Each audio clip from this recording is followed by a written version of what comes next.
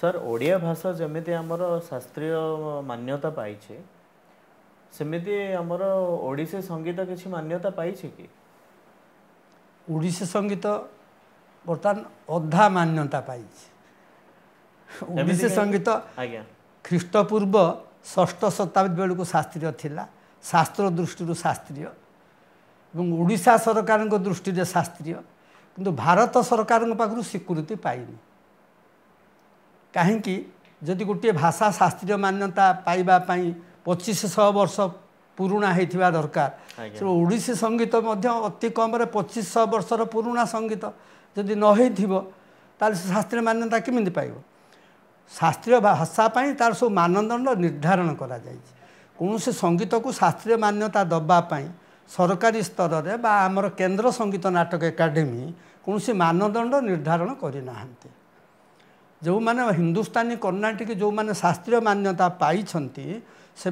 सब संगीत नाटक एकाडेमी विशेषज्ञ माने ताकू बसिक स्थिर करते भारत स्वाधीन है 1952 मसीह केंद्र संगीत नाटक एकाडेमी स्थापन करागला तो वर्गीकरण करागला हिंदुस्तानी कर्नाटिक शास्त्रीय किंतु से कहीं शास्त्रीय संगीतर लक्षण किसी निर्णय करा जाई नथिला ओडिसी संगीत से भाई आमको अति कम ओडिसी संगीतर शास्त्रीय लक्षण अच्छी कि ना आमको दर्शाइबा पड़ो तार प्राचीनता दर्शाइबा पड़ो ओडिसी संगीत को जमी ओडिशा को उड्र कहुला ओडिसी संगीत को उड्र संगीत कहला नाट्यशास्त्र गोटे श्लोक अच्छी जे जो संगीत नाट्यशास्त्र निर्धारित गुण एवं लक्षण अनुसार परिवेशित हेबो जो धारार संगीत नाट्यशास्त्र निर्धारित गुण एवं लक्षण अनुसार परिवेशित हब अर्थात शास्त्रीय श्रृंखला एवं नियम मानिब सी शास्त्रीय बर्तमान आम अनुधान करके देखुचु ओडिसी संगीत नाट्यशास्त्र बा अन्यान्य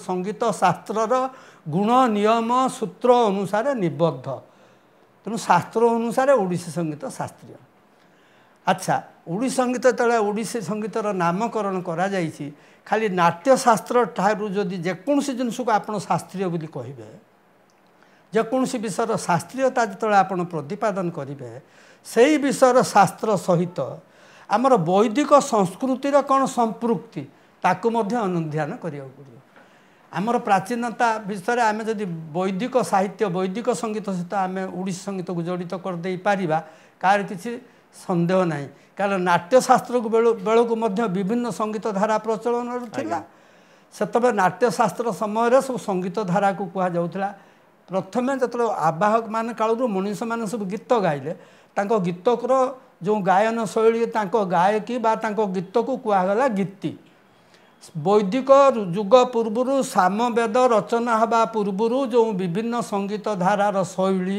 एवं गायकी गुड़िक प्रचलन थिला ताकू कहगला गीति से गीति की जिते शास्त्रीय पदवाच्य नवापाई तार सब व्याकरण निर्धारण करागला गीति की कहगला साम जेकोसी शास्त्रीय संगीतर स्वतंत्र व्याकरण थिले मध्य सबु शास्त्रीय संगीतर व्याकरण गुड़िक सामवेद को अनुसृत सामवेद समय विभिन्न प्रकार गान प्रचलन थिला विभिन्न प्रकार सामवेदर शाखा थिला ता भितर जैमिनीय राणायनीय एवं कौथिमीय शाखा थिला गायनर शाखा सी सब शास्त्रीय संगीत विभिन्न धारा विभिन्न शैली अच्छी ये सब शैली आरंभ है कौटू ये सब से वैदिक जुगरू आरंभ है वैदिक जुग पूर्व जहाँ थिला सी शास्त्रीय पदवाच्य है वैदिक जुग परवर्ती कालू शास्त्रीय पदवाच्य करने ता शास्त्रीय गुण लक्षण को अध्ययन करागला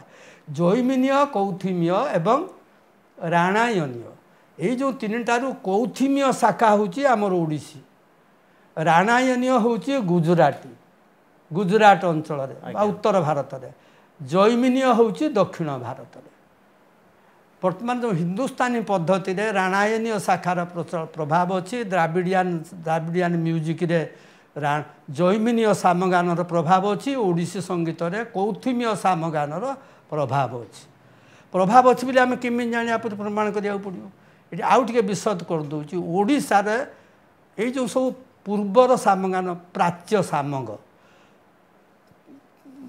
पाश्चात्य सामग गुजरात आड़े उत्तर भारतीय सामग ଯେଉଁମାନେ ସାମ ଗାନ କରନ୍ତି ତାଙ୍କୁ ସାମଗ ବୋଲି କୁହାଯାଏ। ଆଜ୍ଞା ସାମଗ କଲା ମାନେ ଶାସ୍ତ୍ରୀୟ ସଙ୍ଗୀତଜ୍ଞଙ୍କ ଠାରୁ ସେମାନେ ବହୁତ ଦେବ ପ୍ରତିମ ଲୋକ, ମୁନି ଋଷି ସବୁ। ଦାକ୍ଷିଣାତ୍ୟରେ ଦାକ୍ଷିଣାତ୍ୟ ସାମଗ। ଆମର ପୂର୍ବ ଭାରତର ଏଇ ଯେଉଁ ସାମ ଗାନର ସ୍ୱତନ୍ତ୍ର ଧାରା ସୃଷ୍ଟି ହେଲା, ତାର ମୂଳରେ କିଏ? ତାର ମୂଳରେ କିଏ ଏକ୍ଜାକ୍ଟ ଆମେ ନିର୍ଦ୍ଦିଷ୍ଟ ଜଣକୁ କାହାକୁ କହିପାରିବା ନାହିଁ। ଆମ ପାଖରେ ଯେତିକି ଉପଲବ୍ଧ ଅଛି ତା ଭିତରୁ ବଶିଷ୍ଠ ମହର୍ଷିଙ୍କର ଗୋଟେ ସାମଗାନ, ତାଙ୍କର ଗୋଟେ ଧାରା ଥିଲା ଯାହାକୁ କହନ୍ତି ରଥନ୍ତର ସାମ। ଏବଂ ବଶିଷ୍ଠଙ୍କ ପୂର୍ବରୁ ଆଉ ଜଣେ ବଡ଼ ଋଷି ଥିଲେ ଅଙ୍ଗିରସ। ସେ ବୈଦିକ ସ୍ତୋତ୍ର ବି ସବୁ ସେ ଲେଖିଛନ୍ତି, ମନ୍ତ୍ର ଲେଖିଛନ୍ତି। ଅଙ୍ଗିରସ, ଅଙ୍ଗିରସଙ୍କର ସାମ ଗାନଟାକୁ କୁହାଗଲା ହେଉଛି ସ୍ତୋତ୍ର ଗାନ। ଯେଉଁ ବେଦ ମନ୍ତ୍ର ଯେଉଁ ସ୍ତୋତ୍ର ଗାନ ହେଲା ତାକୁ ଅଙ୍ଗିରସ ପ୍ରବର୍ତ୍ତନ କଲେ, ବଶିଷ୍ଠ ପ୍ରବର୍ତ୍ତନ କଲେ ରଥନ୍ତର ସାମ। ଆମର ଭରଦ୍ୱାଜ ମୁନି ପ୍ରବର୍ତ୍ତନ କଲେ ବୃହତ୍ତର ସାମ, ବୃହତ୍ ସାମ। ବୃହତ୍ତର ସାମକୁ ବୃହତ୍ ସାମ କୁହାଗଲା। ମାନେ ସବୁ ସାମ ଗାନ ଭିତରେ ଯେଉଁ ସାମ ଗାନଟା ସାରା ଭାରତରେ ଅଧିକ ବିସ୍ତୃତ ହେଲା ସିଏ ହେଉଛି ବୃହତ୍ତର ସାମ। ତେଣୁ ପ୍ରାଚ୍ୟ ଭୂଖଣ୍ଡରେ ସେ ବୃହତ୍ ସାମ ଅନୁସରଣରେ 24 ପ୍ରକାରର ସାମ ଗାନ ଆମର ପ୍ରାଚ୍ୟ ଭାରତରେ ଥିଲା। ପ୍ରାଚ୍ୟ ଭାରତରେ ଯେତେବେଳେ ଥିଲା, ଆମ ଓଡ଼ିଶୀ ସଙ୍ଗୀତରେ ସେ ସାମ ଗାନର ପ୍ରଭାବ ପଡ଼ିଛି ଏବଂ ଆଜି ପର୍ଯ୍ୟନ୍ତ ବି ଅଛି। ସେଇ ଯେଉଁ ପ୍ରାଚ୍ୟ ସାମ ଗାନରେ ଆମେ ଭରଦ୍ୱାଜ ମୁନିକି ଓଡ଼ିଶୀ ସଙ୍ଗୀତର ଆଦି ପ୍ରବକ୍ତା କହିପାରିବା ନାହିଁ। କାରଣ ଭରଦ୍ୱାଜ ମୁନିଙ୍କର ସାମ ଗାନ ଓଡ଼ିଶାରେ ବେଶୀ ପରିମାଣରେ ପ୍ରଚଳନରେ ଥିଲେ ମଧ୍ୟ ସାରା ଭାରତରେ ଜୈମିନୀୟ ସାମଗାନ, ସାରା ଭାରତରେ ରାଣାୟନୀୟ ସାମଗାନ ସାରା ଭାରତରେ ପ୍ରଚଳନ ଥିଲା। ଓଡ଼ିଶୀ ସଙ୍ଗୀତର ସ୍ୱତନ୍ତ୍ର ଧାରା ଆରମ୍ଭ ହେଲା କେଉଁଠୁ? ଜୈମିନୀ ମହର୍ଷି ଯିଏ ସାମଗାନର ବ୍ୟାସଦେବ, ବ୍ୟାସଦେବ ହେଲେ ବେଦକୁ ସେ ସବୁ ସଂକଳନ କଲେ ବ୍ୟାସଦେବ।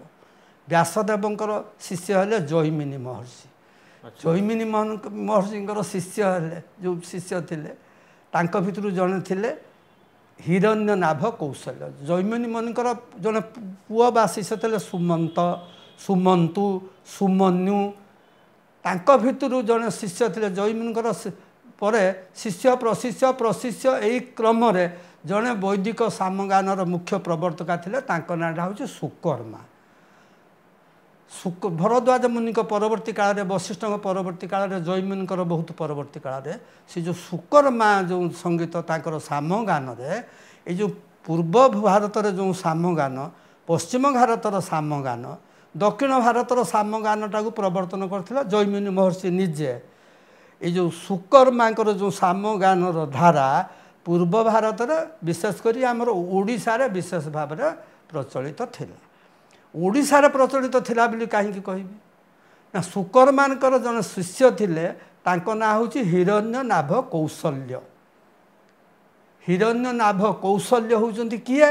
ଯେଉଁ କୌଥୁମ ଶାଖା ବୋଲି ମୁଁ କହୁଥିଲି, କୌଥୁମ ମହର୍ଷି ବୋଲି ଆମେ ଯାହାକୁ କହୁଛନ୍ତି, ସିଏ ହେଲେ ହିରଣ୍ୟନାଭ କୌଶଲ୍ୟ।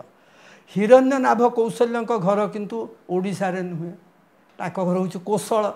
ତାଙ୍କ ଘର କୋଶଳ ହେଇଥିବାରୁ ହିରଣ୍ୟନାଭ କୌଶଲ୍ୟ ସିଏ ବି ନୁହନ୍ତି। ତାଙ୍କ ପରେ ଆମ ଓଡ଼ିଶା ଭୂଖଣ୍ଡରେ, ପୁରା ପ୍ରାଚ୍ୟ ଭୂଖଣ୍ଡରେ, ପ୍ରାଚ୍ୟ ଭୂଖଣ୍ଡ କହିଲେ ତ ମଗଧ ଓଡ଼ିଶା ବହୁତ କଥା ବୁଝେଇବ। ଓଡ଼ିଶା ଭୂଖଣ୍ଡରେ ବା ଦକ୍ଷିଣ କୋଶଳରେ ଆଉ ଜଣେ ଥିଲେ, ତାଙ୍କ ନାଁଟା ହେଉଛି କୃତ। ତାଙ୍କୁ କୃତାଚାର୍ଯ୍ୟ ବୋଲି କହନ୍ତି। ସେ ଜଣେ ରାଜକୁମାର ଥିଲେ, କୃତ୍ୟ ବୋଲି କହନ୍ତି, କୁମାରାଚାର୍ଯ୍ୟ ବୋଲି ବି କହନ୍ତି। ତାଙ୍କର ଧାରାଟା ଓଡ଼ିଶାରେ ପ୍ରଚଳନ ହେଲା।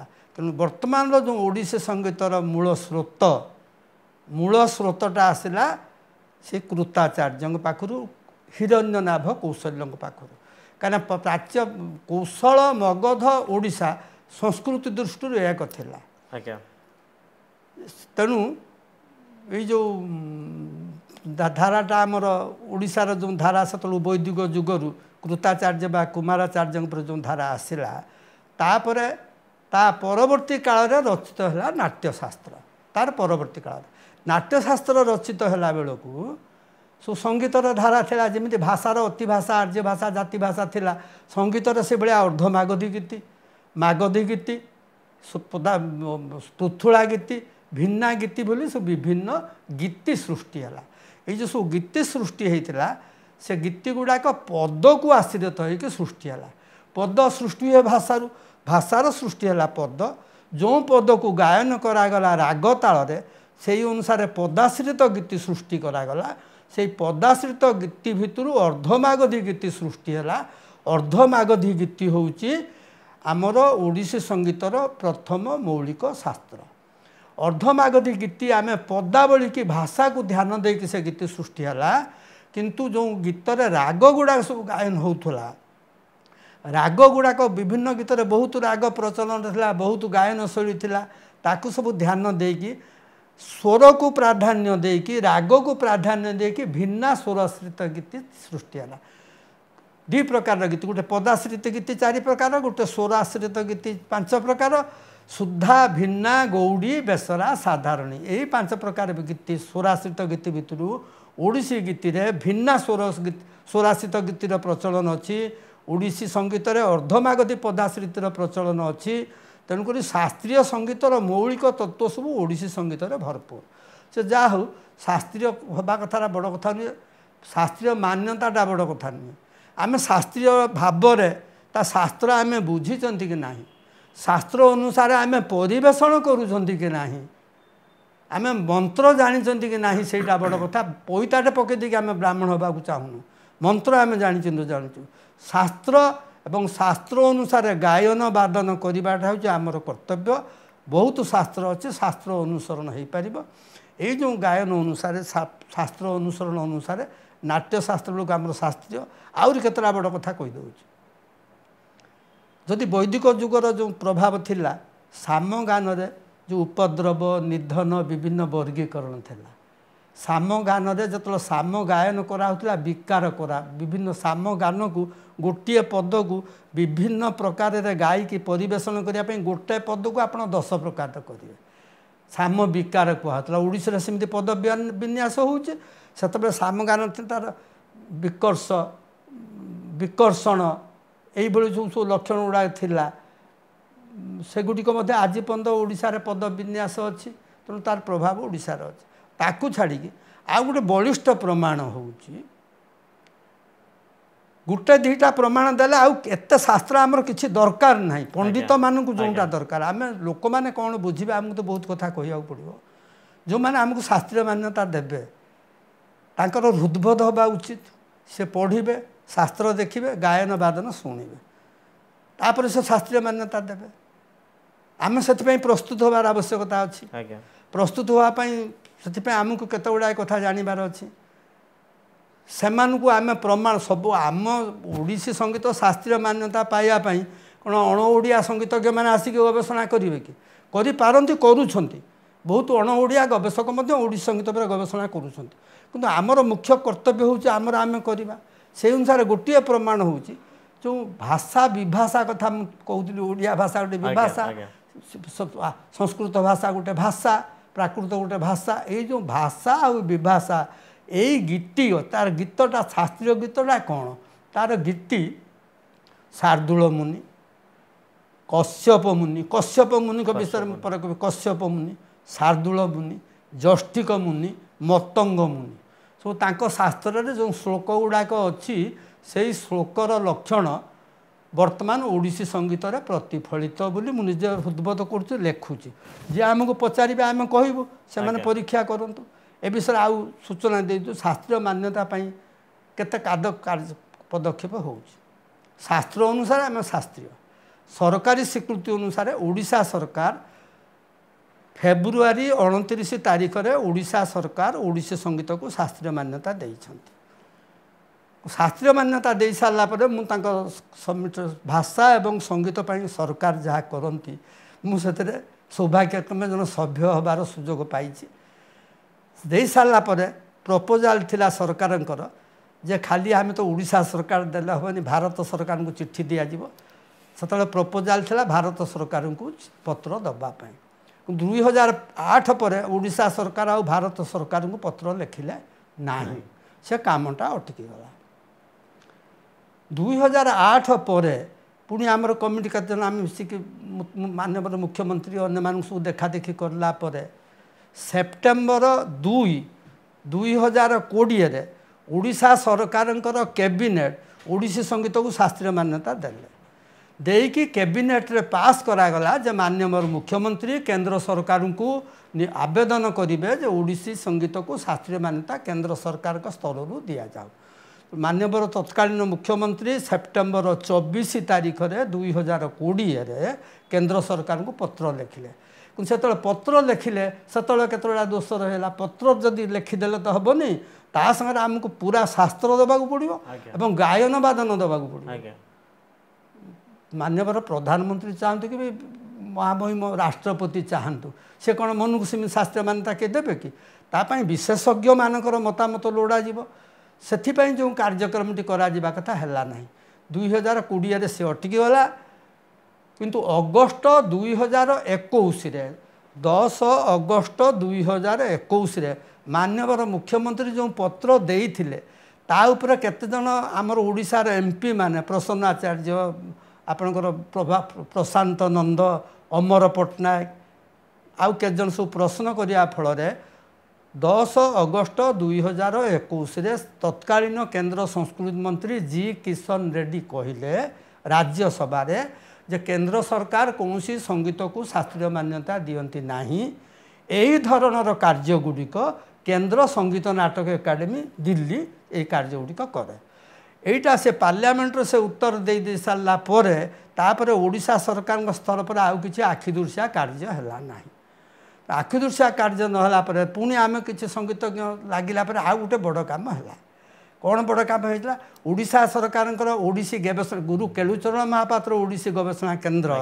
गोटे बही बाहर कले a monograph on classical Odissi music एटा 31 अक्टोबर 2022 रे उन्मोचन कले ओडिसी रिसर्च सेंटर से बहीटा बाहरी जाइए जहाँ पढ़िले पंडित मैंने जानीपारे ओडिसी संगीत शास्त्रीय अच्छा तापर आउ गोटे बड़ धरण तापर किंतु केंद्र सरकार सहित विधिबद्ध भाव में जो प्रक्रिया दाबी करने कथा है बर्तमान प्रथम दाबी हवा कथा केंद्र संगीत नाटक एकाडेमी पाखे से कार्यटी बर्तमान सुधा स्थगित अच्छी तापर आउ गोटे बड़ काम जो आमर नुआ मंत्रिमंडल आसला आउ गोटे बड़ काम होइछि मान्यवर संस्कृति मंत्री बर्तमान जे अच्छा सूर्यवंशी सूरज 10 जुलाई 2024 रे बाहुड़ा यात्रा श्रीगुंडीचा एवं बाहुड़ा यात्रा मध्य ओडिशार रवींद्र मंडप रे जो गुहारी कार्यक्रम करा जाए से गुहारी कार्यक्रम रे